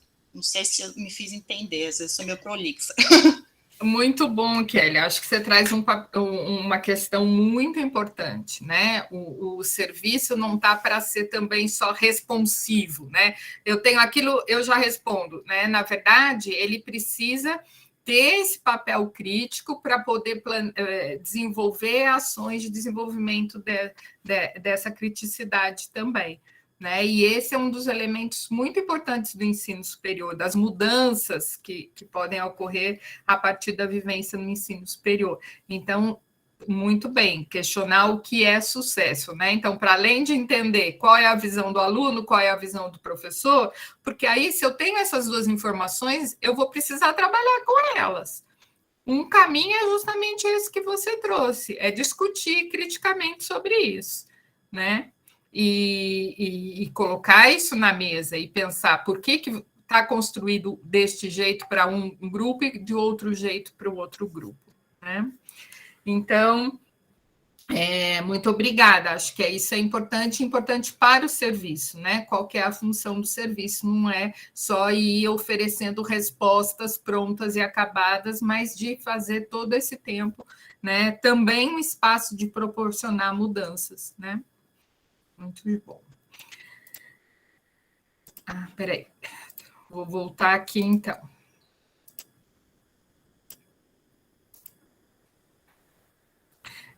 Bem, então a autoeficácia ela é um elemento que o Tinto foi sedimentando aí dos seus novos estudos. O senso de pertencimento, né, é algo. Nenhum desses três conceitos foi produzido pelo Tinto. O Tinto reconhece isso nos estudos atualmente, mas são conceitos e construtos já trabalhados há bastante tempo na teoria, né? Então, o senso de pertencimento é a extensão no qual o indivíduo sente que pertence ou ele é parte daquela comunidade, e esse é um elemento que tem sido muito presente. Imagine, nessa época do ensino remoto, né? Quanto que o senso de pertencimento foi difícil para ser realizado, né, por conta da situação muito distante, né, fisicamente distante. A gente falava remoto sim, distante não, mas o remoto, por mais que a gente tentasse aquecer essa relação no remoto, ela se dava de um modo ainda bem diferente, né? Com menos mediação, com menos interação, e isso dificulta esse senso de pertencimento, né? Não tem o lugar físico e tudo. Os alunos que se inscrevem em cursos presenciais, o estar no campus é um elemento fundamental, né? E a percepção do valor do currículo, aí acho que a Kelly traz também um pouco sobre isso, né? Como construir esse currículo, o projeto pedagógico dos nossos cursos, né? Como que eles se relacionam. A Cristina traz uma inclusão de uma disciplina eletiva que talvez ela não devesse ser uma disciplina do curso, né? Oferecida para todos os estudantes. Então, qual que ele é um currículo mais flexível, o estudante pode personalizar esse caminho, ou não, ele está enrijecido, ele está fechado, só há um caminho único, é como se a gente tivesse uma camiseta de tamanho único e tem que todo mundo vestir aquela mesma camiseta. Né? Então, a percepção do valor do currículo é a percepção do estudante sobre o que é solicitado que ele aprenda. Né? E isso é um elemento bastante importante da decisão dele, da motivação dele, inclusive para o envolvimento. Né? Vou para outro modelo, vocês viram que eu fui buscando alguns elementos aí, estou chegando em entendimentos mais recentes, e aqui é um modelo que trata do engajamento. Né? Esse modelo, que é mais... se organiza, né, dentro de um contexto sociocultural que vai trazer, então, elementos do ambiente, da política, do ambiente social, da cultura, né, das questões econômicas, das forças políticas, das forças da cultura que tem dentro da instituição, e tem no seu centro, né, elementos aí do próprio estudante, que seria a crença de autoeficácia, as emoções, o senso de pertencimento e o bem-estar, né? Mas esses elementos que são do estudante, né, eles estão envolvidos, né, a partir de elementos de questões estruturais da universidade, né, influências psicossociais, tanto da universidade quanto dos estudantes, então, como é que se dá o ensino, quem são os pares, como o trabalho é organizado, e na relação com as características do estudante, sua motivação, suas habilidades, sua identidade, sua personalidade, né? E então vai se relacionando com o que seria o engajamento do estudante, e aí esse engajamento em 3 dimensões, né? O engajamento emocional do estudante, então os autores vão falar de interesse e de entusiasmo, né? O interesse é um elemento que no outro texto que eu vou falar, eles aprofundam, o engajamento cognitivo, né? Então, eles vão colocar a questão da autorregulação e da aprendizagem profunda, e o engajamento comportamental, que é o da atuação, da participação, né? Do investimento de tempo, de esforço nas interações ali e no processo de vivência acadêmica, tá certo? Gerando, então, resultados acadêmicos e sociais, né, a curto prazo, imediato ali, e a longo prazo, ok? Então, vocês estão vendo que essas setinhas são de reciprocidade, né, porque há também, então, uma influência, né, de um elemento sobre o outro, ok? Então, esse já é um modelo que ele é mais complexo, né, ele traz um conjunto bastante grande de elementos na tentativa de explicar, então, as ações para o engajamento do estudante. Né? Nesse outro texto de 2017, as autoras vão dizer que o interesse individual, que talvez a gente pudesse associar um pouco com a ideia de compromisso inicial que o Tinto falou lá, ele não é o suficiente. A universidade precisa fornecer um ambiente de apoio, para que esse interesse inicial possa florescer, senão ele é engolido, né? Ou então ele não tem correspondência, né? E aí elas vão trazer a ideia de interesse situacional. Vejam que o interesse é um elemento importante aqui no modelo, né? Que é desencadeado pela interação entre o interesse individual, os objetivos do aluno, né? E o ambiente de ensino. Então, vejam, a gente tem a reciprocidade estudante e instituição todo o tempo presente, né? Eles não estão desconectados. A responsabilidade não está isoladamente sobre o estudante, né? Para que ele possa concluir esse processo da transição ou o próprio processo de formação como um todo, né? Já que a formação são várias transições ao longo do tempo, né?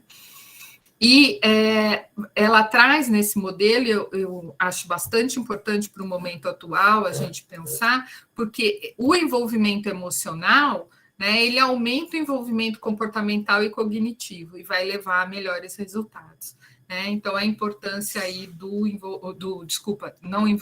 engajamento, né, o envolvimento do aluno, que seria o engajamento quando a gente pensa na reciprocidade instituição e estudante, ok? Bem, a gente viu alguns modelos aqui, eu espero que não tenha ficado muito pesado para vocês, mas além de várias críticas, uma delas que eu acho bastante importante da gente trazer e colocar claramente é a validade destes modelos para os novos públicos que acessam o ensino superior, né? Então, será que esses modelos, né, que foram construídos em realidade que trabalhava com estudantes que saíam do ensino médio e iam direto para o ensino superior, né, com uma idade mais comum, quer dizer, como construir modelos em que a gente possa, então, ter o atendimento dos novos públicos que acessam o ensino superior, tá? A gente já vê modelos trazendo essas especificidades. Então, por exemplo, aí não da transição inicial, mas na transição final, modelos estudando a questão do público feminino, né, das mulheres. Como que esse desenvolvimento de carreira, né, quais são as variáveis que interferem nesse desenvolvimento de carreira em relação a uma profissão considerada mais masculina ou mais feminina. Tá? Bem, diante de tudo isso, a gente acho que vai concluindo que as intervenções devem acontecer em diferentes espaços, diferentes contextos.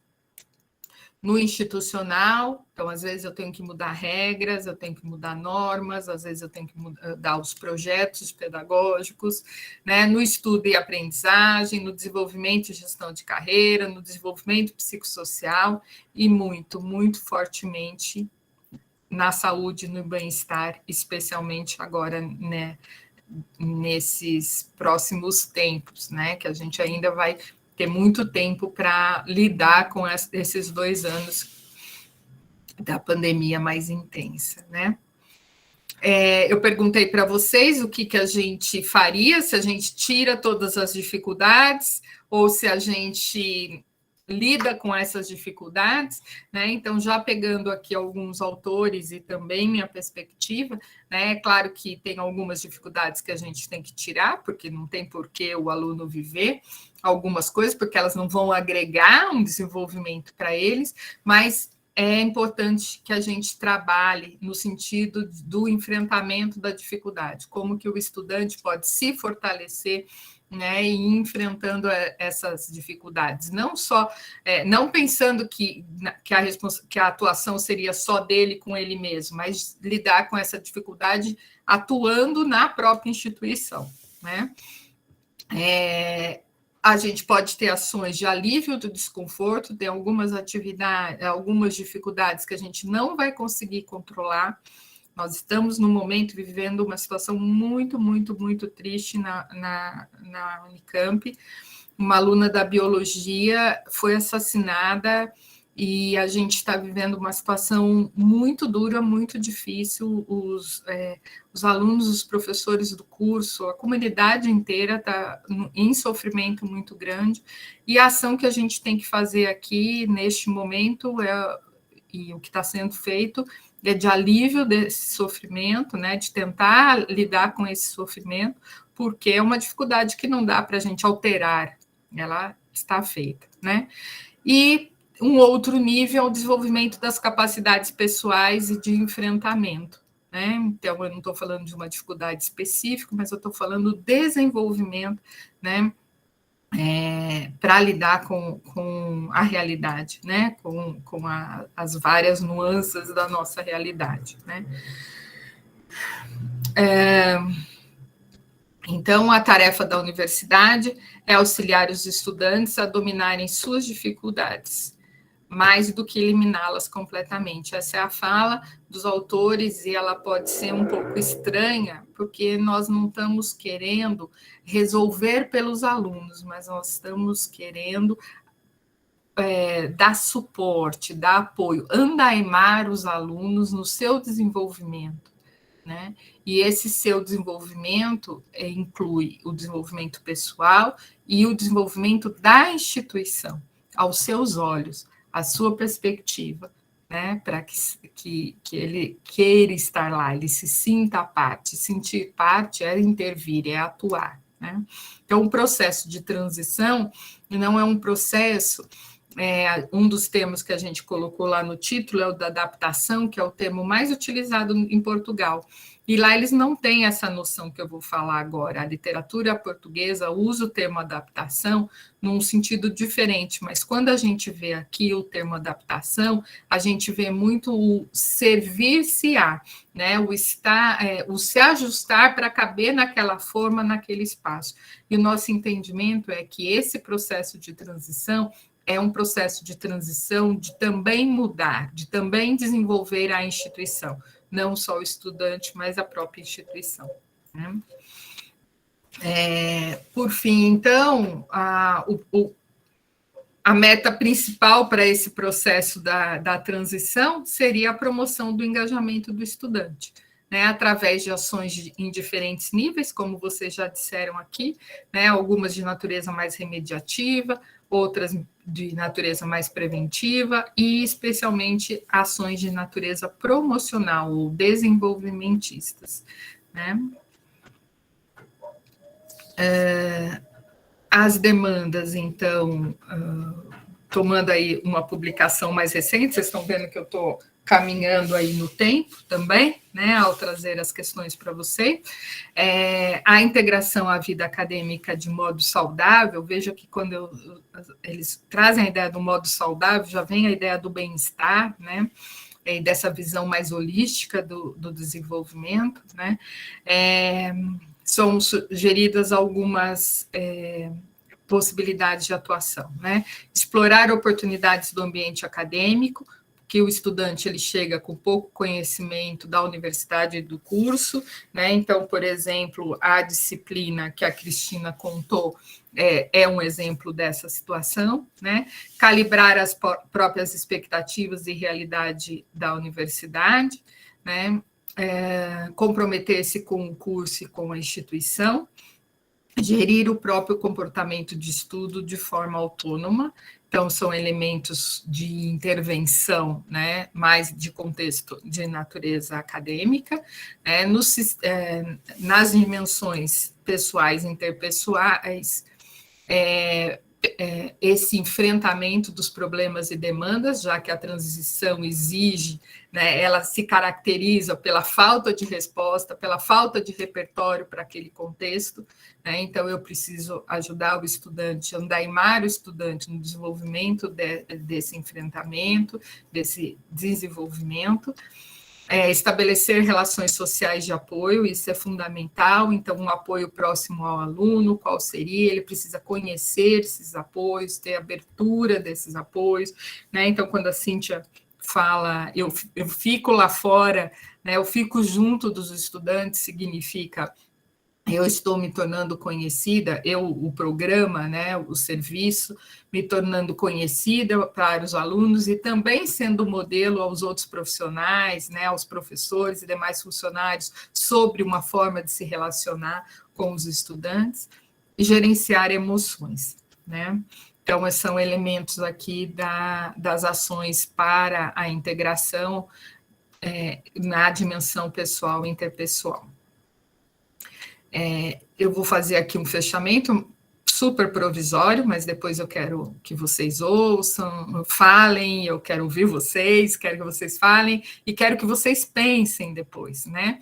Possibilidades, então, de acolhimento e integração e ações de integração, ações voltadas para a aprendizagem, para o desenvolvimento de carreira, para o bem-estar e clima institucional, pensando, então, na heterogeneidade dos serviços e das instituições e dos alunos, no trabalho interprofissional, então, na troca, na parceria, né, na importância da formação, né, como vocês estão se envolvendo nesse curso, é um exemplo, né, e o desenvolvimento de pesquisas, para enriquecer esse entendimento, enriquecer as possibilidades de atuação e dar conta aí dessa área, né, dos serviços de assuntos estudantis, ter robustez, né, nas suas decisões, nos seus encaminhamentos por conta do desenvolvimento de estudos e de pesquisas, né.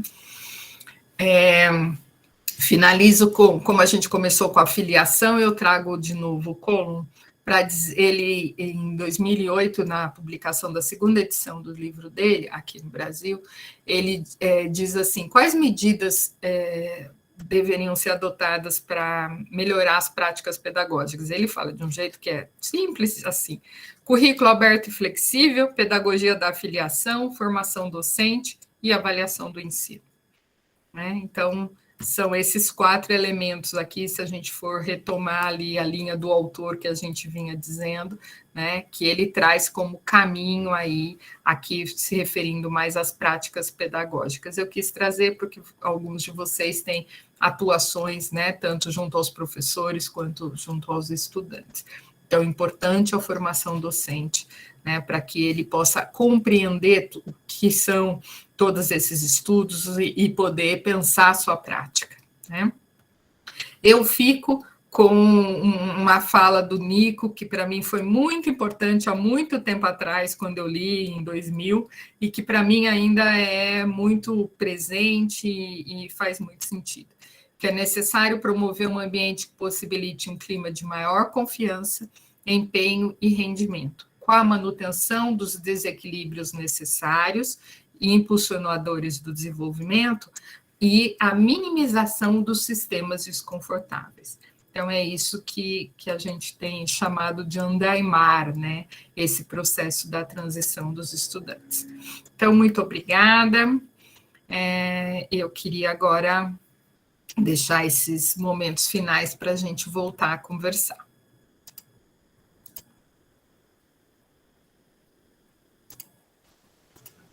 Obrigada, Sueli. Foi muito bom. Eu fiquei pensando que talvez a gente precisasse de mais encontros, né, para tratar cada um desses aspectos com mais profundidade. Eu acho que esses termos eles estão muito presentes na nossa prática, nos serviços, né? A gente costuma pensar bastante sobre integração dos estudantes, engajamento, uma compreensão que a gente tem cada vez mais trazido, né? E talvez nem sempre essa fundamentação teórica esteja bem estabelecida. Se tiver alguém que gostaria de fazer alguma pergunta, pode ir levantando a mão. Para começar, Sueli, eu gostaria de fazer uma pergunta que talvez seja mais uma orientação. Né? A gente tem falado bastante da importância da pesquisa no serviço, né? E para o serviço, e como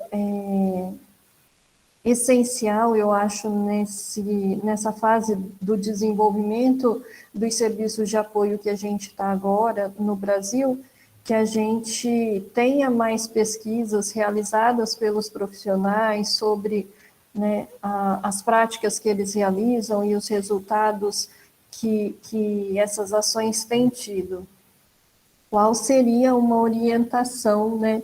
Eu pensei muito sobre isso e ia falar com você, inclusive, particularmente, mas, assim, de forma bastante geral, por conta do nosso tempo, né? O que você sugeriria para a gente de manter em mente para basear as nossas pesquisas, né? A gente atende alunos todos os dias, a gente faz atividades coletivas todos os dias, né? Eu sei, a gente tem vários instrumentos, né? Tem os instrumentos, inclusive, da AM, né?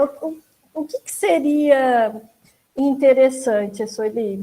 Eu acho que eu fiz uma pergunta que, né, você precisaria de mais tempo, mas essa é uma questão que tem me preocupado essa semana, né? O que ter preparado de antemão, antes de começar os atendimentos, antes de realizar as atividades, né? A gente tem uma questão ética, então a gente tem que começar a pensar que antes de utilizar qualquer instrumento, isso tem que estar aprovado no CEP. Então, não é uma coisa que a gente resolve de última hora, né? Faz atividade no último dia, pensa em alguma coisa. Mas quais instrumentos você sugeriria, se houver algum agora que você lembra? Enfim. Se der para responder. Depois a Renata. A Renata levantou a mão também. Vamos colocar a pergunta da Renata também, aí a gente já tenta concluir. Eu queria agradecer os comentários aqui do chat e dizer que já tem pessoas que precisam sair, fiquem à vontade, a gente já está finalizando, tá bom? Obrigada pela presença de vocês e pela partilha. Oi, Renata, diga. Boa noite, estão me ouvindo bem? Eu sou aqui da UERJ, né, da Universidade do Estado do Rio de Janeiro, e aí, assim, na verdade eu não ia fazer e me colocar, mas como a Michele começou quase me pedindo uma orientação, acabei embarcando também. São questões complexas, é claro, a gente não vai conseguir aprofundar, mas é mais, assim, indicar uma direção, né? Aqui na UERJ, a gente tem a PR4 muito recente, que é, né, a nossa Pró-Reitoria de Políticas e a Assistência Estudantil, e temos agora também, junto com a criação da PR4, um departamento que cuida um pouco dessa questão do acolhimento da saúde mental dos estudantes.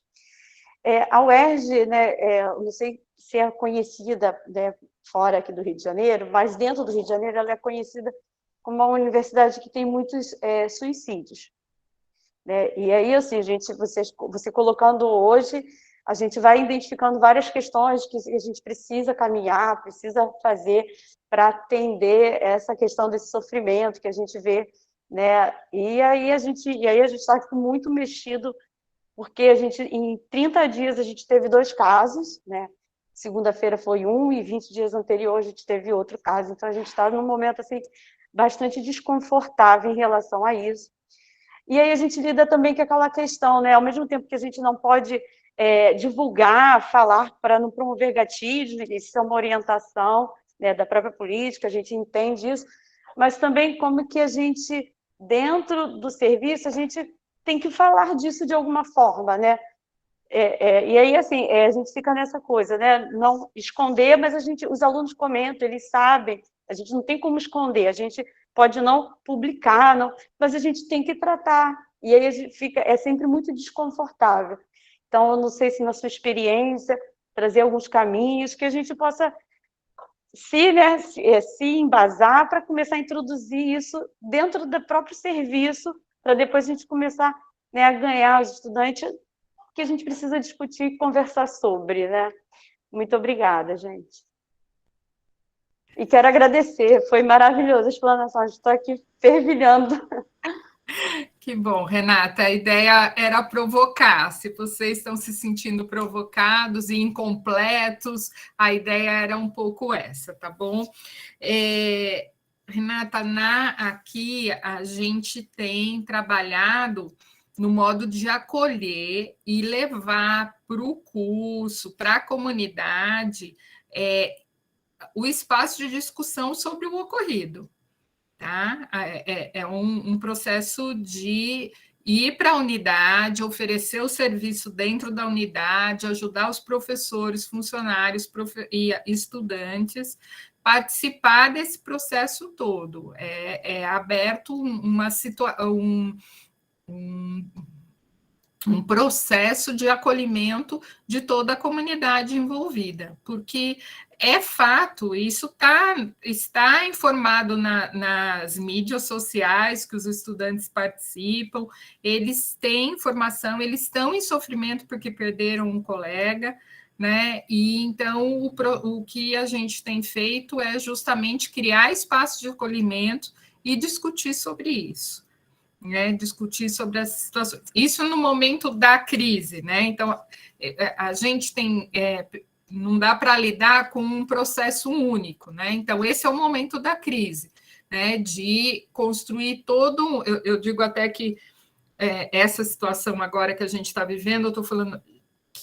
O protocolo está funcionando muito e, infelizmente, porque está sendo necessário, né? Porque a gente... por conta de doença, teve vários falecimentos assim nos últimos tempos, e esse protocolo todo momento tem que ser ativado, mas é um protocolo do momento de crise. Paralelo a isso, tem toda uma ação que é uma ação de discussão, de bem-estar, então tem um projeto pedagógico de favorecer o bem-estar, tem o estabelecimento de um espaço de mediação. E um movimento que nessa direção que está sendo feito, que eu acho bastante importante, é de capilarizar os apoios. Então, tem equipes nas unidades, não são todas que têm, só aquelas que quiseram, nas unidades para mais rapidamente identificar ou o estudante buscar o apoio ali no seu espaço muito próximo, e depois, aos poucos, ele vai sendo enviado nesse fluxo para um lugar mais específico de atendimento, se for necessário. Né? Então, existem vários projetos que têm que funcionar conjuntamente, alguns ao longo do tempo todo e outros específicos para o momento de crise. E no momento de crise, no ocorrido de alguma situação, é importante dar apoio para a comunidade. Né? Aí acontece um pouco o que vocês estavam falando, o serviço vai até a comunidade e lá ele fica disponível, ajuda os professores a receberem os alunos, né? Porque é uma situação bastante difícil e o coordenador, o professor, eles não estão preparados para esse momento. Né? Eu digo preparados não emocionalmente, também não. Né, mas preparados de conhecimento, o como fazer, o que eu faço. Né? Uma situação muito complexa e que também essas ações mais continuadas têm tentado atender, quando o coordenador ou um professor recebe a informação de uma possível tentativa de suicídio, quer dizer, há um indicativo. Então, é uma fala anterior, mas muito urgente. Então, como agir nesse momento também? É um outro tipo de atuação. Né? E aí, então, essas ações são necessárias e são fundamentais. Então, as situações são tratadas, assim, reconhecidas e trabalhadas no acolhimento. Tá? Sobre as pesquisas, né, eu queria primeiro trazer uma coisa que eu acho assim, bastante importante. Né? Eu acho que a gente tem que trabalhar a reflexividade o tempo todo, prática, teoria, teoria, prática o tempo todo. Quando eu faço isso, não necessariamente eu preciso estar buscando o conhecimento novo, criando um conhecimento novo. Eu posso buscar o conhecimento já produzido, já disponível, e faço essa relação, que foi um pouco o caminho que nós fizemos aqui hoje. Mas, às vezes, nós temos uma pergunta, e para essa pergunta eu vou nos artigos, na literatura, eu não encontro essa resposta. Então, ela é uma pergunta de pesquisa, é algo que eu preciso conhecer. Então, essa pergunta inicial vai se tornando um problema de pesquisa, né? Então, aquela falta de resposta, aquela nuance que não deu para entender direito, tal, ou aquela especificidade, ela vira um problema de pesquisa, que é diferente, então, de uma pergunta inicial, ela vira uma pergunta de pesquisa. E aí eu tenho que fazer planejamento para essa pergunta. Qual o melhor delineamento, qual a melhor condição de responder a esta pergunta? E é um delineamento de pesquisa que eu vou ter que construir, submeter os projetos, submeter ao processo do comitê de ética e tudo mais. Uma coisa, acho que a gente tem que tomar cuidado, e eu falo isso me incluindo, né, na ideia de que pesquisa é coletar dados, né? Pesquisa não é coletar dados, coleta de dados faz parte de uma das etapas da pesquisa. Né? Porque às vezes a gente se vê em situações, por exemplo, teve essa situação, ali a Renata fala, nossa, a gente tem que pesquisar um pouco mais sobre essa questão do suicídio, né? E aí coleta um monte de informação sobre isso, mas o que eu preciso é trabalhar com essa informação. Os dados, as informações que eu coleto precisam virar dados de pesquisa que precisam ser interpretados, né, e subsidiarem as práticas e subsidiarem outras pesquisas. Então, no planejamento da pesquisa, às vezes a gente fica muito focado na coleta de dados, ou porque a gente tem uma prática que tem muito dado, né, e a gente fica assim muito envolvido com isso. Mas pensem em tempo, em condição de trabalho, para que vocês possam olhar para esses dados, dar significado para esses dados e com eles produzirem não só um artigo, mas produzirem a ação, né? Produzirem o serviço. Lembrar também, Michele, que às vezes que eu tenho o comitê de ética, que eu preciso, antes de coletar qualquer dado, fazer a aprovação, obter a aprovação.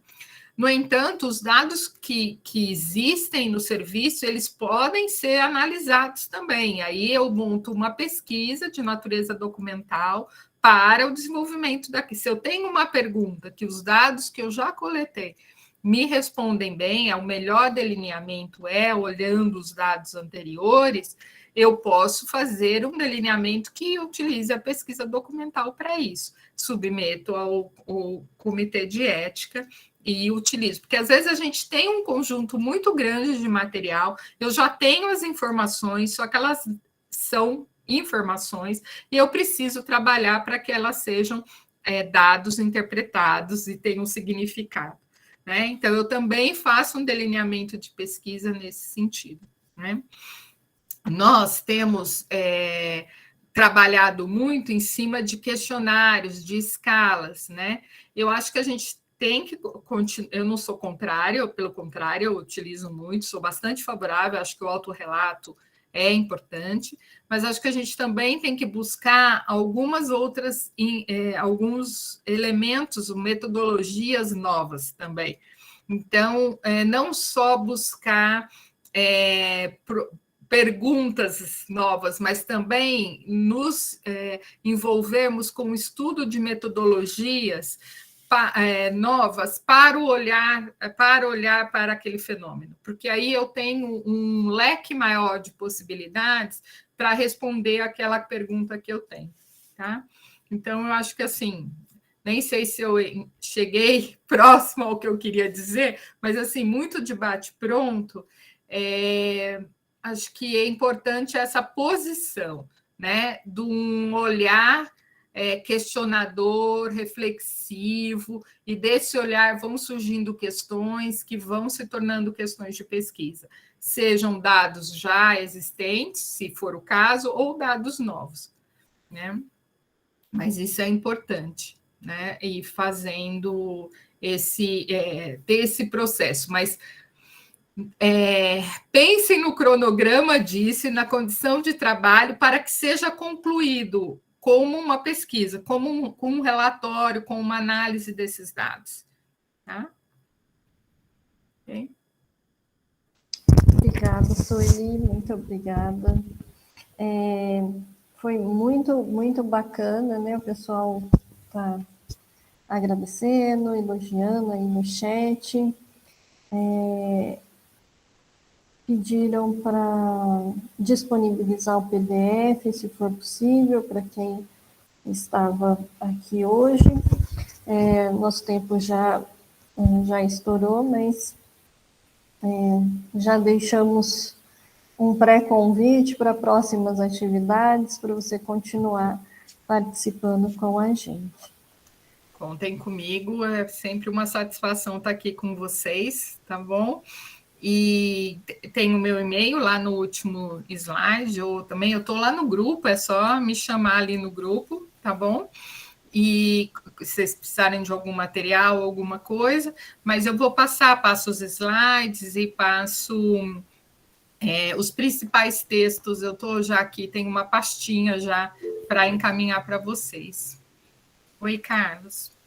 Oi, Sueli. Não vou fazer nenhuma pergunta não sobre o tema, mais um reconhecimento, acho que só para todo mundo que está aqui e talvez não tenha participado de outras atividades com a Sueli, mas acho que muito dessa ideia da gente constituir um grupo, inclusive chegar num curso que hoje é de extensão, talvez em algum momento vire uma especialização ou algo um pouco maior, vem muito da experiência da Sueli e de várias conversas em outros ambientes anteriores, assim. Então, é mais um reconhecimento mesmo, Sueli, de agradecimento, porque eu acho que se a gente tem conseguido nos reunir hoje, não é só por conta da tecnologia que aproximou a gente, é muito porque outras pessoas como você, a Beth também, lá da Unicamp, ajudaram muito nesse processo inicial, não só como orientadoras e professoras, né, mas inspirando e também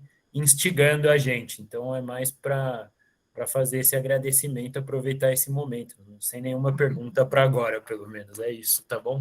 Obrigado. Muito merecido, Carlos. Muito bem lembrado. A Beth e a Sueli se preocupavam com o tema antes, inclusive, desse boom nos serviços, né, que veio com o Reúne e Pinais, né, já tinham feito um curso de extensão na Unicamp, então são pioneiras aí, sem dúvida, no tema. Enquanto você falava, Beth, Sueli, eu lembrei da Beth falando muito da resistência que a gente tem de atender os pais, né? E aí a Débora também falou sobre isso, e a Beth falando que a gente tem que se abrir, né, para atender as famílias, os pais, os seus anseios, né? Que isso não significa que a gente vai diminuir a autonomia dos estudantes ou alguma coisa assim.